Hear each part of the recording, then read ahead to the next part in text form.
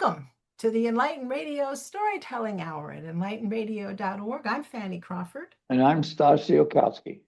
Today is Monday, December 29th. The end of the year approacheth.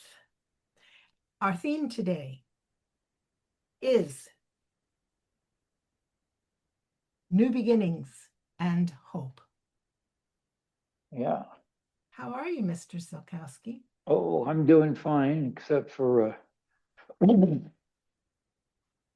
just ordinary aches and pains and old age. Having 2 appointments with physical therapy and occupational therapy in the same day. So, who You've knows? been doing that for what? What? Yeah, but not 2 in the same day. No, They put me through the ringer, I thought you had been doing that. 2 in the same week, but I guess they're trying to squeeze these 2 in before the holidays are over. Good plan. The nice thing is that they come to the house, to the apartment. Well, that's good. Yeah. And how are you? I'm good. We've had a big holiday since the last time we chatted. That's true. And How was it? And it just was very nice and pretty low key. We had a lot of exciting things for people here. We had a Christmas dinner. We'll have a New Year's dinner coming up, and they were very nice. They always prepare a really special meal, and the help is always good. And it's we've had a lot of entertainment here, music, singing stuff. Right before Christmas, we had a number of school choirs come, and that. Man, we always have lots of talks and sharing information about stuff. Did you play poker? Oh, I play twice a week. All right. And did you win? Oh yeah, I do well at it. Of course. Well, and it's not much money. It's just like, Would you play if you didn't? If I didn't win? Mm-hmm. Of course. It's just for fun. Yeah, okay. Just making sure. But I've always won. Over the time period. Congratulations. It's not worth much. It's more the game we play. There's usually 7 of us. Most of the time, 1 lady and 6 guys. Sometimes 2 ladies, and there's not a whole lot of money involved. But the money's not the point at all. You're absolutely right. The money is the fun. We have fun, and it's it's more fun than anybody my age should be allowed to have.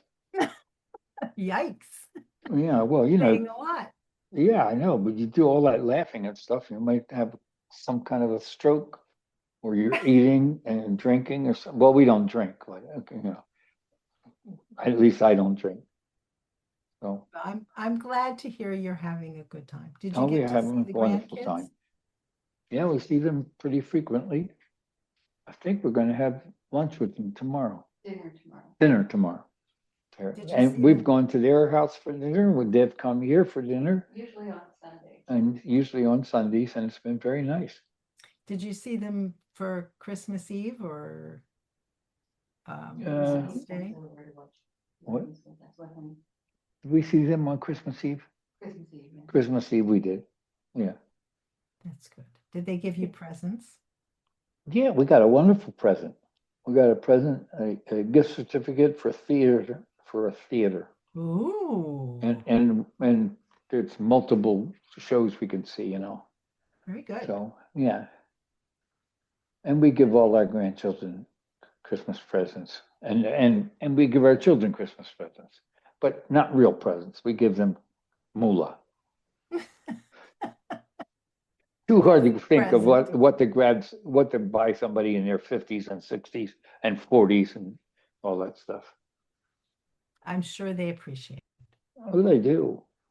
We're just about the best parents and grandparents I've ever heard of. Oh, absolutely. Mm, I'll drink mm, to that.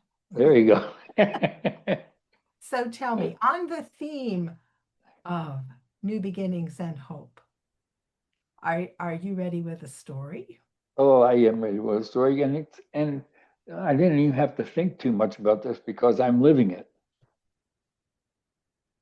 I'm right here, All right, and I'm going to be talking about storytelling and about what's going on. good. All right, and we've been on the air now for about 6 minutes. It's a record. We're starting right on time. I know.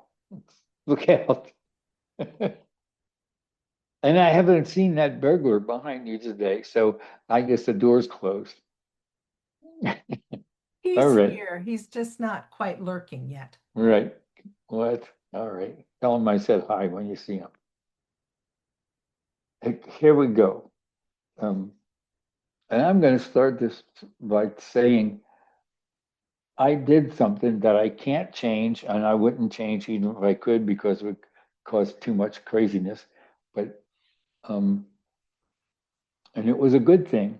But I got rid of a lot of material that I wish was sitting right next to me in one of those cabinets like you have behind you, and material for storytelling, books and notes and stories and all kind of stuff. Because when we made this decision to move, and even before that, I had decided to that my going out to do storytelling was finished, except for occasionally at your church, where we did some lighters contests and stuff.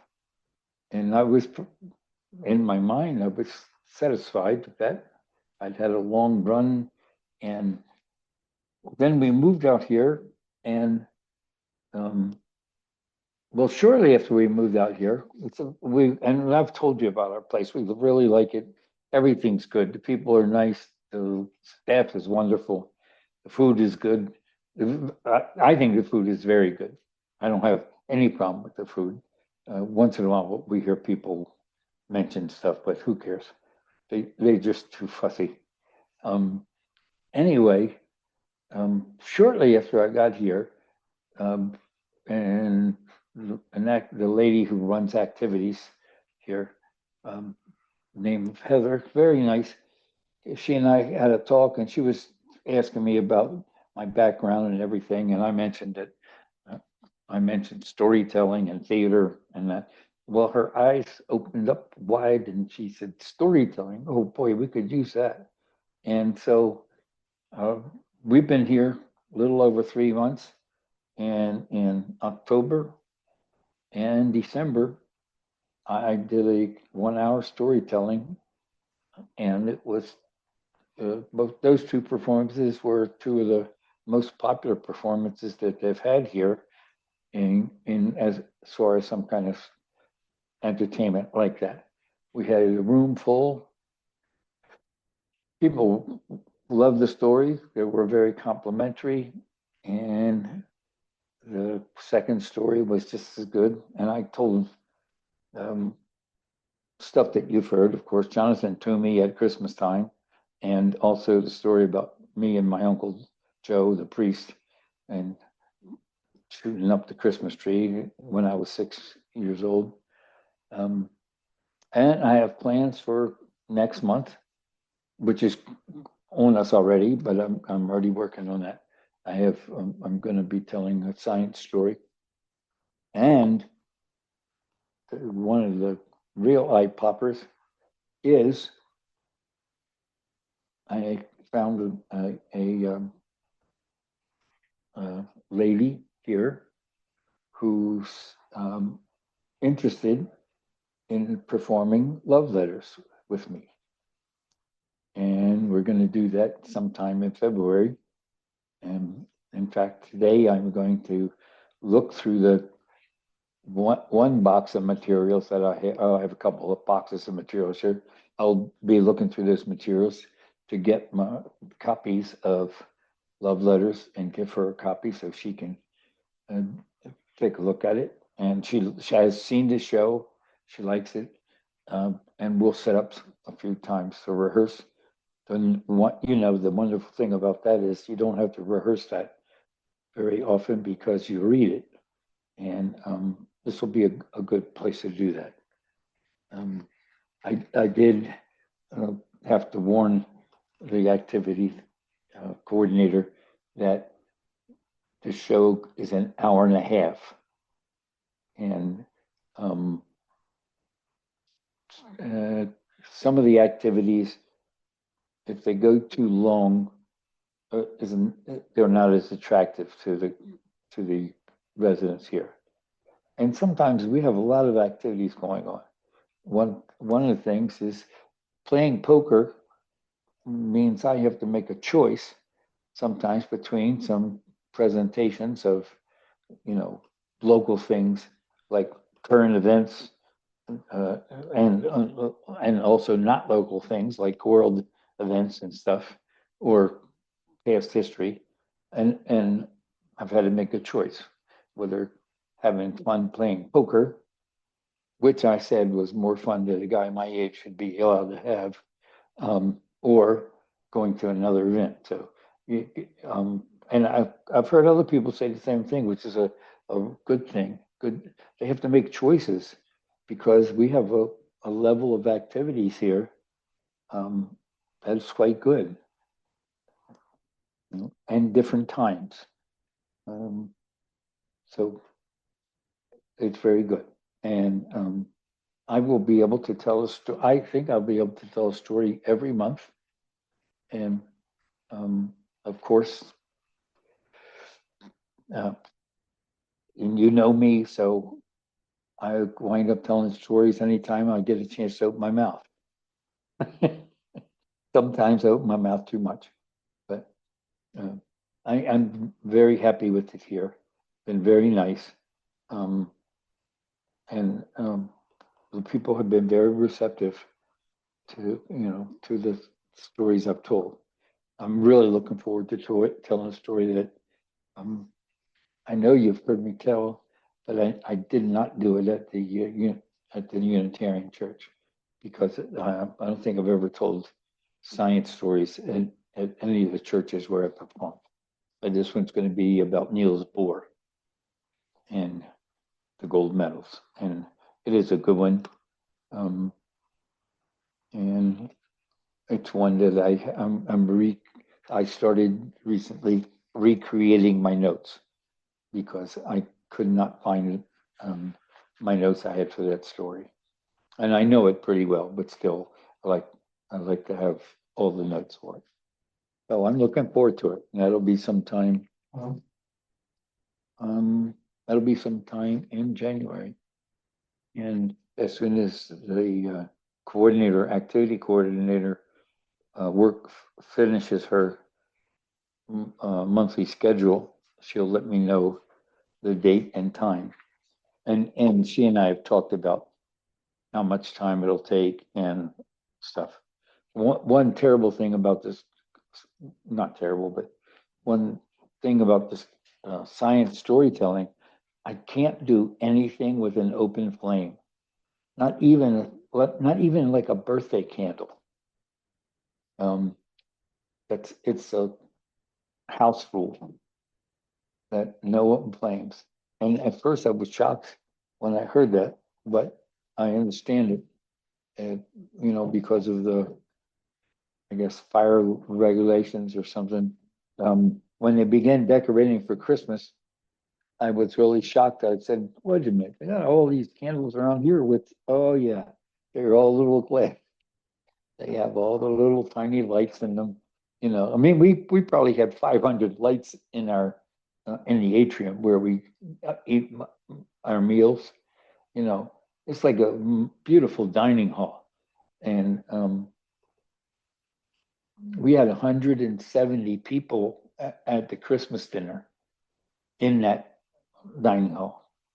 And anyway, I was shocked when I realized, oh, I've been admiring all these candles and they are no flames. But what I did was I made a little candle holder, a wooden one. I found a small glass globe. I'll have to show you a picture of that sometime. Um, and a lady here, a lovely lady by the name of Kay, who did something, a presentation about something, um, brought me a tiny little candle, like the kind that you would have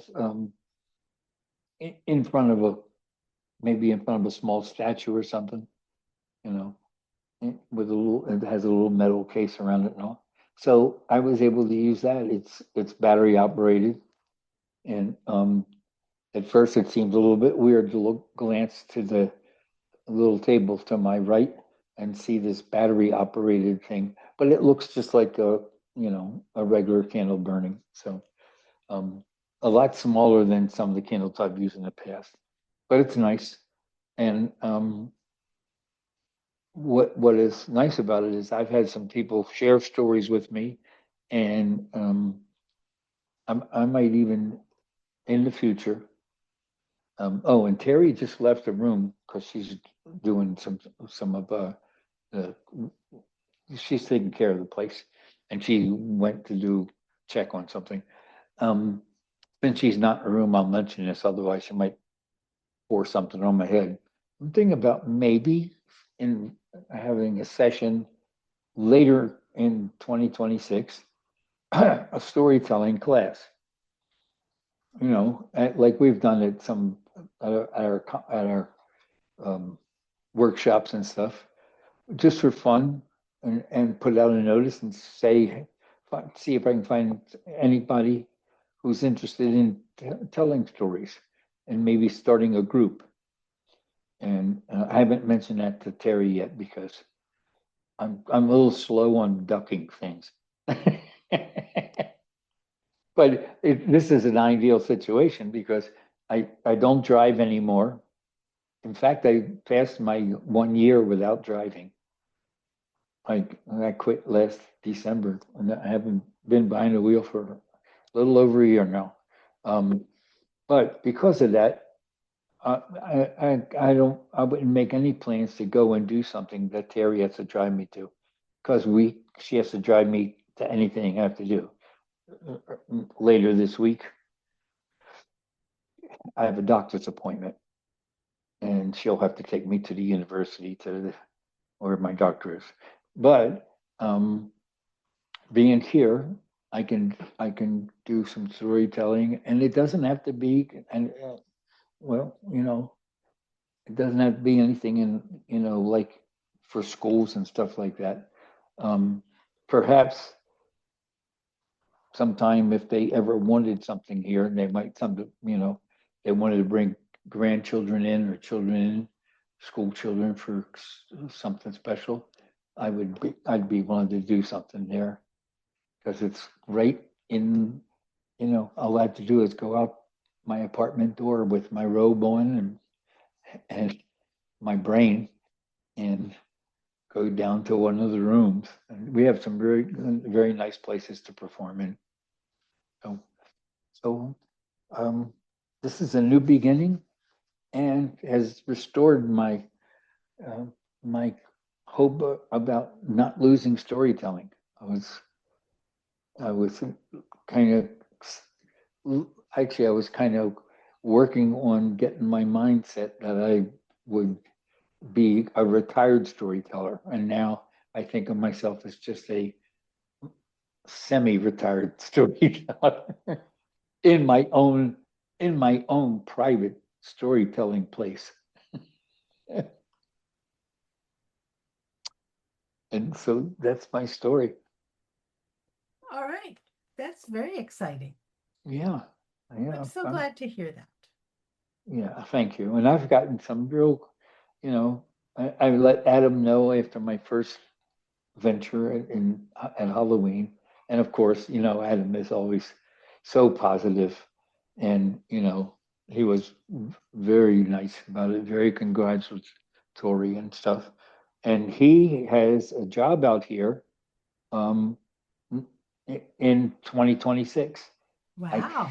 All I right. think in either March or April. And he said, right, he said, I'll be out there and I intend to visit you guys. All So right. that's really nice. Wonderful. And if things work out um, the way I think they will, my daughter and a niece of mine, who is kind of like a third daughter to me, um, they are working on uh, some dates that they're going to come out and see us. Excellent. That'll be really nice because I miss seeing my little girl. Well, and I write to her. We write every day, and I usually call her at least once a day. Sometimes to say good morning, and sometimes, excuse me, and sometimes to say good night. But the crazy thing about this is, when you know, because we're doing it right now, is um, sometimes I sleep. I'm just getting out of bed at 9 o'clock here. So not often. Most of the time, Terry is up by 7, and I get up between 7 and 8. But if I get up at 8 or so, have a cup of coffee, and sit down, and I say, "Oh, I'll write a note to my daughter," and she has a job, so she's a teacher, so she can't answer the phone early in the morning. But then it's 9:15 here. Well, it's 11:15 where she is and where you are. And so a couple of times I found myself writing "Good morning" to my to my daughter, and I realized it's really afternoon. So That's you fine. know, That's your morning. yeah. And the strange thing about living in a new time zone, I have yet to get used to how quickly the morning sort of goes, because most of my focus on my life for 80 some years, 84 years, has been on the East Coast. And I'm used to that kind of schedule. And then once I get to the afternoon, the day takes forever. We watch a football game. Last night we watched 2 football games, and it was finished at 8:30. So I think it was 8:30. Yeah, I was watching the wrap up stuff at 8:30. And that, to me, 8:30 is early in the day.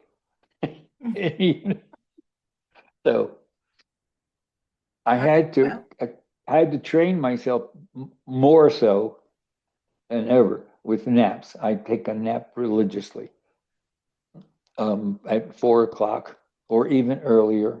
And the guys I played poker with have been, they get to kid me, because by 4:15 I'll say, "Hey, this is my last hand. I got to get my beauty sleep," which is always a great laugh provider, you know. all right. Well, let's uh, switch gears. But I am happy to hear of all those developments. That's exciting news. I'm glad Adam will be visiting you and to Oh, have your daughter come. and before we switch gears too fast, I think it's been 10 years since, in fact, I think it might even be on this date, that I performed at your church in 2015. That could be, although this was our 9th season. So, Yeah, but you took some stuff. oh yeah, okay, that's true. That's true. Right. But I'm going to look later on, but I Okay. remember it was because we were at your workshop when you hired me, Mm-hmm. and it was a Monday after Christmas Right. in December. Yeah. You're And probably I right. thought, That was probably 2014. yeah. Okay. Well, I'm going to move on to my story. Well, let me do a station break. You're listening to the Enlighten Radio Storytelling Hour audience, and I'm Fanny Crawford. And I'm Stash Zielkowski. And today's theme is new beginnings. Beginnings and hope. And my story this morning is from O. Henry, the wonderful, the famous, the stunning, the prize-winning author.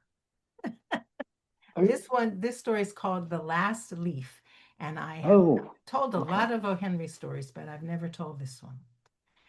In New York City, west of Washington Square, the streets run crazy in small strips called places, with strange angles and curves. One street crosses itself a time or two. Two quaint old West Greenwich Village art people soon came prowling, hunting high windows, 18th century gables, Dutch attics, and low rents. They brought pewter mugs and a chafing dish or two from 6th Avenue and became a colony. At the top of a brick 3-story, Sue and Johnsy had their studio. Johnsy was the familiar for Joanna. One of these women was from Maine, the other from California. They'd met on 8th Street at Delmonico's and found their tastes in art, chicory salad, and their flowing bishop sleeves so congenial that a joint studio resulted. That was in May. In November, a cold, unseen stranger the doctors called pneumonia stalked the colony, touching one here and there with icy fingers. Over on the east side, the ravager smote his victims in dozens, but pneumonia's feet trod slowly through the village maze of places. Mr. Pneumonia was not a chivalrous old gentleman. A mite of a little woman with blood thinned by California zephyrs was hardly fair game for the red-fisted, short-breathed old duffer. But Johnsy he smote, and she lay scarcely moving on her painted iron bedstead, looking through the small Dutch window panes at the blank side of the brick wall next door. One morning, the busy doctor invited Sue, Johnsy's partner, into the hallway, and with a raised, shaggy gray eyebrow, as he shook down the mercury in his clinical thermometer, she has one chance in, let us say, 10, and that chance is for her to want to live. This way people have of lining up on the side of the undertaker makes the entire pharmacopoeia look silly. The little lady has made up her mind that she's not going to get well. Has she something on her mind? She wanted to paint the Bay of Naples someday, said Sue. Paint? Bosh! Has she anything on her mind worth thinking about twice? A man, for instance. A man? Said Sue, with a Jew's harp twang in her voice. Is a man worth... Oh, no, doctor, there's nothing of the kind. Well, it is the weakness, then. I will do all that science, so far as may filter through my efforts, can accomplish. But whenever my patient begins to count the carriages in her funeral procession, I subtract 50% from the curative power of medicines. If you will get her to ask one question about the new winter styles and cloaks believes, I will promise you a 1 in 5 chance for her instead of 1 in 10. After the doctor had gone, Sue went in the workroom and cried a Japanese napkin to a pulp. Then she swaggered into Johnsy's room with her drawing board, whistling ragtime. Johnsy lay scarcely making a ripple under the bedclothes, her face toward the window. Sue stopped whistling, assuming her asleep. Sue arranged her board and began a pen and ink drawing to illustrate a magazine story. Young artists pave their way to art, drawing pictures for magazine stories that young authors write to pave their way to literature. As Sue was sketching a pair of elegant horse show riding trousers and a monocle on the figure of the hero, an Idaho cowboy, she heard a low sound several times repeated. She went quickly to the bedside. Johnson's eyes were open, wide open, looking out the window and counting backward. 12. And a little later, 11, 10, 9. Then 8, 7. Oh, almost together. Sue looked solicitously out the window. What was there to count? There was only a bare, dreary yard to be seen and the blank side of the house 20 feet away. An old ivy vine, gnarled, decayed at the root, climbed halfway up the brick wall. The cold breath of autumn had stricken its leaves from the vine till its skeleton branches clung almost bare to the crumbling brick. What is it, dear? Asked Sue. 6, said Johnsy in a hoarse whisper. They're falling faster now. 3 days ago, there were almost 100. It made my head ache to count them. But now it's easy. There goes another one. There are only 5 left now. 5 what, dear? Tell your Sooty. Leaves on ivy vine. When the last one falls, I must go too. I've known that for 3 days. Didn't the doctor tell you? Oh, I never heard of such nonsense, complained Sue with magnificent scorn. What have old ivy leaves to do with you getting well? And you used to love that vine so, you naughty girl. Don't be a goose. Why, the doctor told me this morning your chances of getting well real soon were, let's see exactly what he said. He said the chances were 10 to 1. Why, that's almost as good a chance as we have in New York when we ride on the streetcars or walk past a new building. Try to take some broth now and let Sooty go back to drawing so I can sell the editor man with it and buy port wine and pork chops for your greedy self. You needn't get any more wine, said Johnsy, keeping her eyes fixed on the window. There goes another.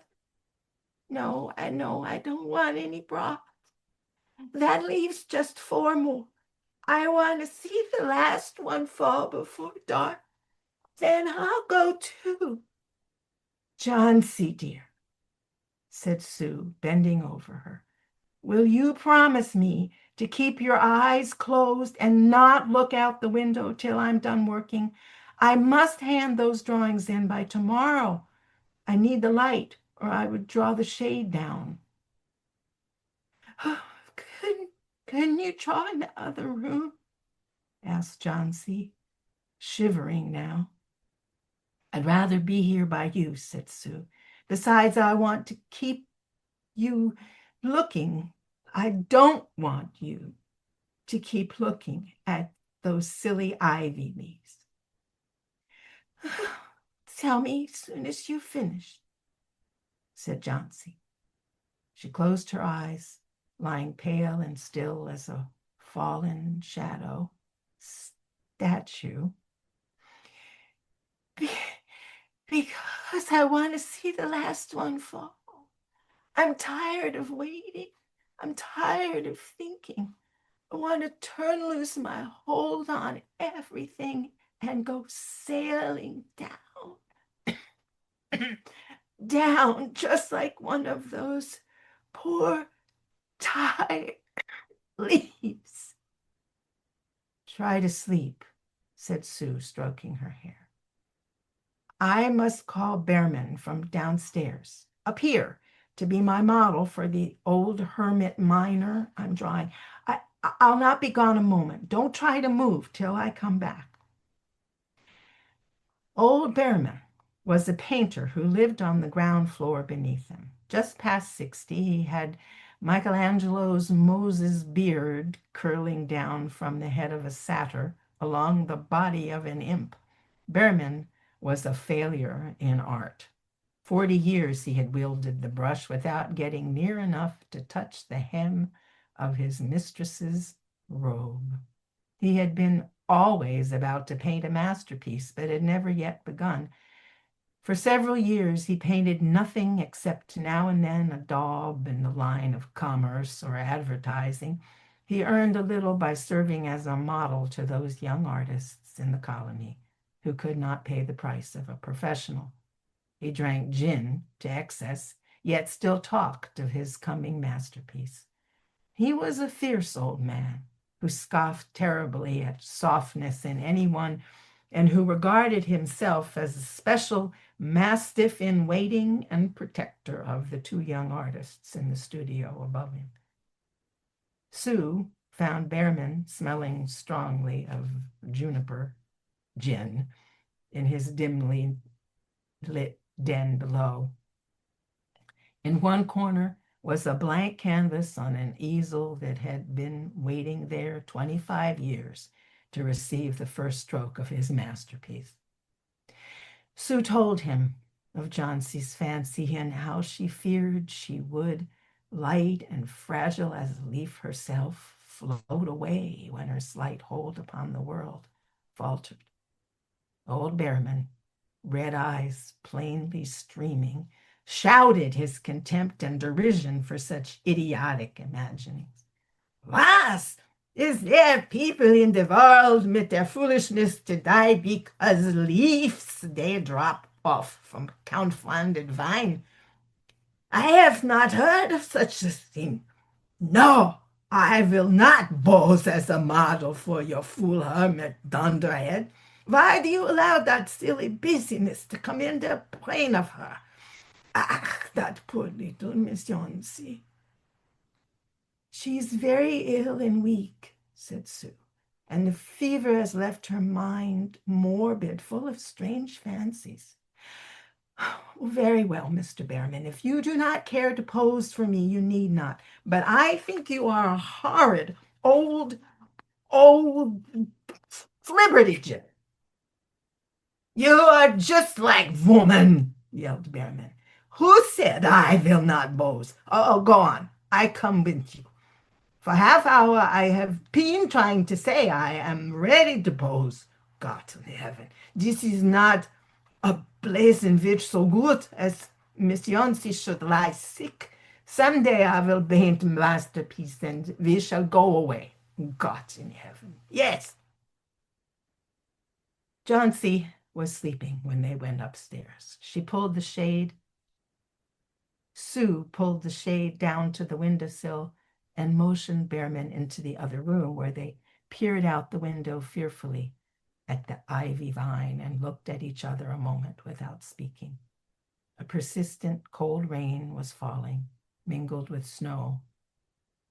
Behrman, in his old blue shirt, took his seat as the hermit miner on an upturned kettle for a rock. When Sue awoke from an hour's sleep next morning, she found Johnsey with dull, wide-open eyes staring at the drawn green shade. Pull it up. I want to see. Wearily, Sue obeyed. But after the beating rain and fierce gusts of wind that endured through the livelong night, there yet stood out against the brick one ivy leaf, the last on the vine. Dark green near the stem, but with serrated edges tinted the yellow of dissolution and decay. It hung bravely from a branch some 20 feet above the ground. It's the last one, said Johnsy. I thought it would surely fall during the night. I heard the wind. It will fall today, and I shall die at the same time. Oh, my dear, said Sue, leaning her worn face down to the pillow. Think of me if you won't think of yourself. What should I do? But Johnsy did not answer.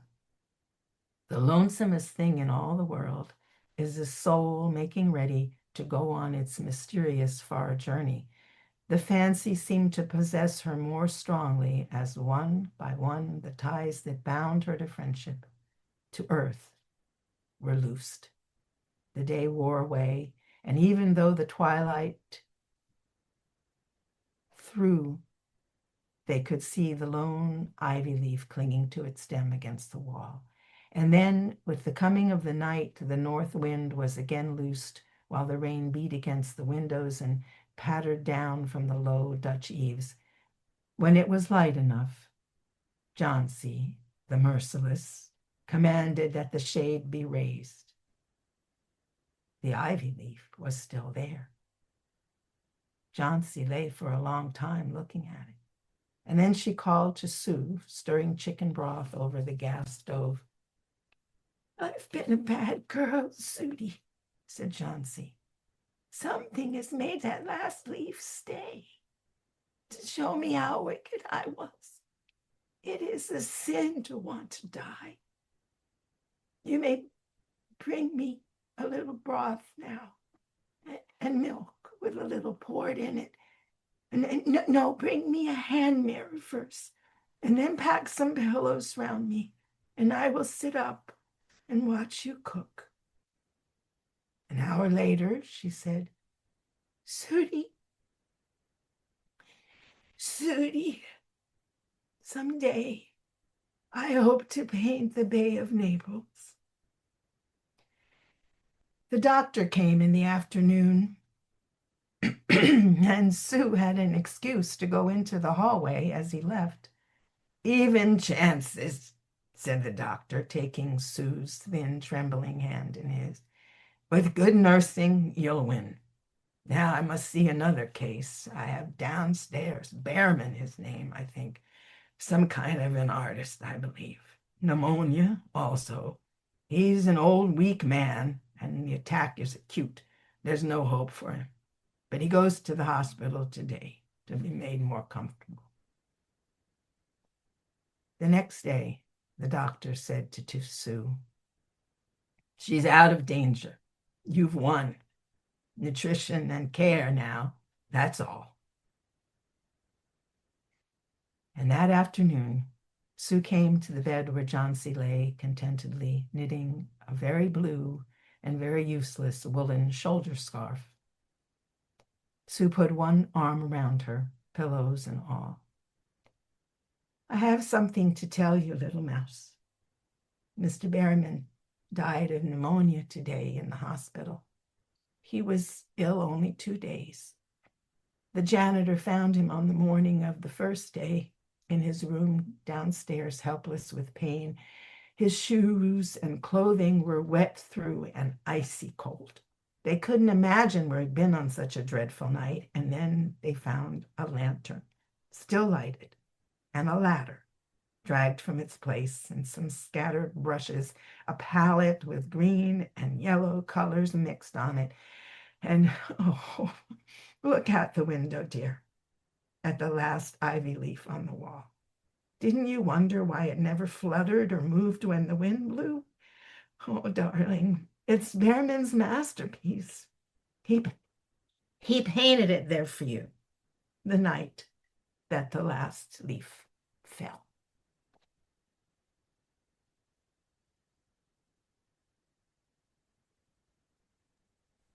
Wonderful. I have to blow my nose. I love that story. That's wonderful. I'd never heard it before. I never did either. Somebody at church used that in a service yesterday. Just gave the name and gave like a 3-sentence synopsis of the story, maybe 5 sentences synopsis of the story. And I thought, that's my story for the radio tomorrow. That's good. Isn't it lovely? It is lovely. My gosh. But it And does make me cry I, every time I read it. I saw it in your eyes. Yep. And um, I was paying attention. I always pay attention when you're telling. But for a minute there, I thought one of your ancestors had popped in. Oh, did you see the ghost there? No, no, in Oh, your with my voice. voices. Yeah, Oh, yes. Well, yeah, with that's John Z. that, I mean, it's a small cast of characters, but I was trying to use an appropriate voice for each one. So, Right. Yeah. yeah, That was just lovely, very much. In fact, m- I, um, I was listening to every word, but I actually looked that up so I can take a look at the original just yeah. because And I'd it's never in read it. public domain. Oh, So of you're course. safe for telling it Yeah. on Right. the radio. Well, and one of the stories I had considered for January is The Gift of the Magi. Hmm. But, I like that very much. Me too. That's a good one. Yeah. There's so many of them, though. I mean, if you go to the Gutenberg Project that houses a lot of public domain stories, Hmm. all of O. Henry's stories are online. All of them. It's amazing. Well, There's um, several sites, not I, just I, I know, I truly believe people who do stuff like that for a living should have the rights to it. But also, I'm glad that those things have to be updated, hmm. or else they go into the public domain, Yeah. and that's where they belong. Yeah, if a person stop once a person has no need to be reimbursed anymore for their work, Yeah. then that's fine. You know, um, yeah, that's very neat. Well, we've been on the air for 51 minutes. We have. I'm So, looking at the timer right now. okay. Now, can I ask you a question Jonathan about, Toomey? yes, Yes, we had a wonderful session. What happened to you? Did you try to get on? I had a mental problem. I got, I was working on a story and a couple of other things, and I looked at the clock and I said, "Oh, it's only 6:20. I have until 7 o'clock." And then it dawned on me, "Oh God, it's not 6:20, it's 8:25." Yeah. And it was too late. And I really felt very bad about it because I Well, had I looked forward knew to it. in my head, I knew it was 50-50 that you would show up because I knew there were going to be things where you are that were going to pull you away. I Well, didn't and know that you'd be in your apartment, but I was right here working, on purpose, well, because we it was didn't do anything special on Christmas Eve, still, we it was Christmas Eve. So I at knew that there was, time, and a number of years I've had quiet Christmas Eves, and I've really enjoyed doing stuff, and Terry was playing the piano, and and well, we had between 25 and 30 people, which was less than we wanted, but it was a decent crowd. We were happy yeah, that many people came. right, And a bunch of kids. So that was fun. And of course, there are only um, three characters in the play and a reader because this was not a play. This was a stage reading. right. Um, but it went really well, and we all enjoyed ourselves. And we lots of people brought cookies, homemade cookies, and Oh, neat. other cookies. So Yeah. we had a great time. Well, I thought it was and I did read the thing when I got it Hmm. and looked at the The program. um, program and all, and I was fascinated about it that you were going to do it uh, in parts. Yeah. And I thought, boy, that is a good choice, because the pause, and then in a couple of days there was a knock on Jonathan to on the Yeah. you know, and even every time I've told that story, I have thought, is the audience, does that wear on the audience? And luckily I don't think it does, if you're telling it, and if you're doing a good job. But I thought that was unique to uh, to break it up. Uh, and I wonder how it went, because I thought, you know, me, I always have opinions. I thought, well, maybe a song is too long a break. Right. Yeah, Well, there may have been, we could have done with one or two fewer carols. Most of the people who were not there, most of the people there were not people who consider themselves singers. One of the people who doesn't come to church that often, but has been in choirs all his life. All of our regular singers were not there. well, Um, there were only two choir members there, and they didn't take lead. One of them was in the staged reading, so she didn't want to break character. But this guy who was almost in the front row carried the whole congregation because he was so good. And there were a lot of carols, and several of them were ones that hardly anybody knew. So I was yeah, really glad that he was there to carry us through. I think our time's up. yeah. So And let me, that also inspired me. If I could, of course, Terry doesn't have her harps anymore, and I doubt if I could get her to ever perform again. She does play the piano for our singing group. We have I call it the old guys who like to sing and are mostly women.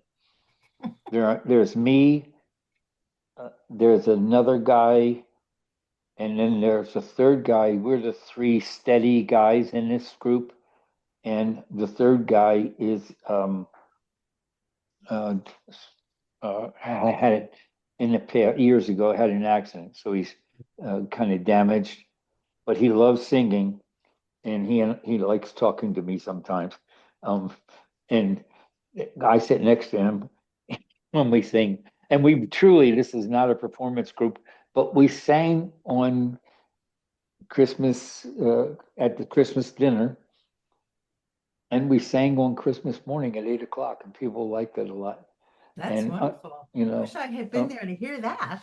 well, and on Christmas morning, I recorded the first song that we were singing, and I sent it to my daughter, just, and it turned out that there were only 7 of us singing, and I was the voice on the song, but the rest of them were kind of quiet. My daughter was pleased that I sang so well. So, This is Fanny Crawford, and Stash Zielkowski. your co-host for the Enlighten Radio Storytelling Hour at enlightenradio.org. We are independent community radio broadcasting from Bolivar, West Virginia, Hagerstown, Maryland, and Salt Lake City, Utah. The Storytelling Hour offers you, our listeners, a window into the world of telling by traditional and non-traditional tellers, encouraging you to share, preserve, and expand all of our stories. Thanks for listening, and stay tuned for John Case up next with... Well, normally we would be doing the blues, but I have to do a lot of programming work today, so I'm gonna play smooth jazz. Okay. So that just Works.